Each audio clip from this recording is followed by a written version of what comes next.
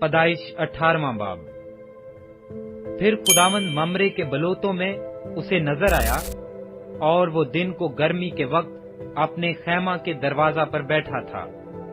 और उसने अपनी आंखें उठाकर नजर की और क्या देखता है कि 3 मर्द उसके सामने खड़े हैं, और उनको देखकर खैमा के दरवाजे से उनसे मिलने को दौड़ा और जमीन तक झुका और कहने लगा, ऐ मेरे खुदावंद, अगर मुझ पर आपने करम की नजर की है तो अपने खादम के पास से चले न जाएं, बल्कि थोड़ा सा पानी लाया जाए और अपने पांव धोकर उस दरख्त के नीचे आराम करें। मैं कुछ रोटी लाता हूँ, आप ताजा दम हो जाएं, तब आगे बढ़ें, क्योंकि आप इसीलिए अपने खादम के पास आए हैं। उन्होंने कहा, जैसा तूने कहा वैसा ही कर। और इब्राहिम डेरे में सारा के पास दौड़ा गया और कहा कि 3 पैमाना बारीक आटा जल्द ले और उसे गूंदकर फुलके बना। और इब्राहिम गल्ला की तरफ दौड़ा और एक मोटा ताजा बछड़ा लाकर एक जवान को दिया, और उसने जल्दी जल्दी उसे तैयार किया। फिर उसने मक्खन और दूध और उस बछड़े को जो उसने पकवाया था लेकर उनके सामने रखा, और आप उनके पास दरख्त के नीचे खड़ा रहा, और उन्होंने खाया। फिर उन्होंने उससे पूछा कि तेरी बीवी सारा कहाँ है? उसने कहा, वो डेरे में है। तब उसने कहा, मैं फिर मौसम बहार में तेरे पास आऊंगा, और देख तेरी बीवी सारा के बेटा होगा। उसके पीछे डेरे का दरवाजा था।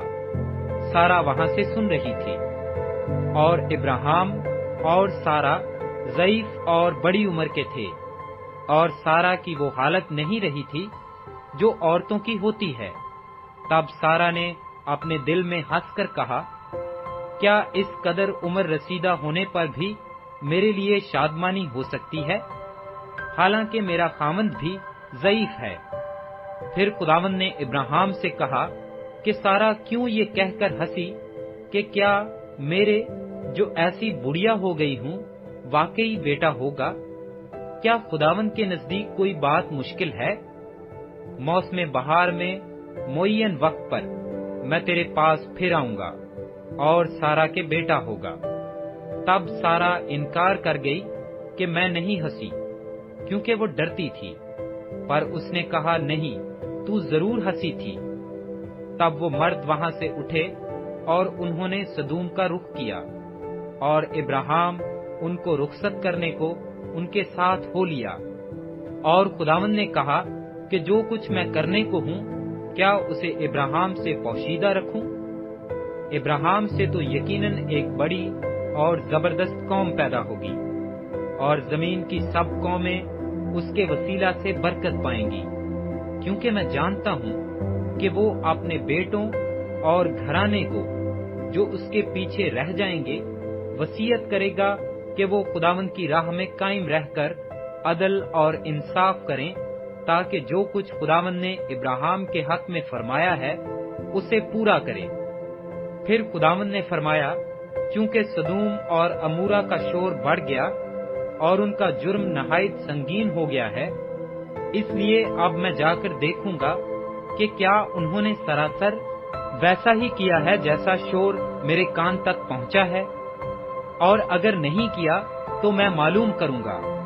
सो वो मर्द वहां से मुड़े और सदूम की तरफ चले, पर इब्राहिम खुदावंद के हजूर खड़ा ही रहा। तब इब्राहिम ने नजदीक जाकर कहा, तू नेक को बद के साथ हलाक करेगा? शायद उस शहर में 50 रास्तबाज हों, क्या तू उसे हलाक करेगा और उन 50 रास्तबाजों की खातर जो उसमें हों उस मुकाम को ना छोड़ेगा? ऐसा करना तुझसे बईद है कि नेक को बद के साथ मार डाले और नेक बद के बराबर हो जाएं। ये तुझसे बईद है। क्या तमाम दुनिया का इंसाफ करने वाला इंसाफ न करेगा? और खुदावंद ने फरमाया कि अगर मुझे सदूम में शहर के अंदर 50 रास्तबाज मिले तो मैं उनकी खातिर उस मुकाम को छोड़ दूंगा।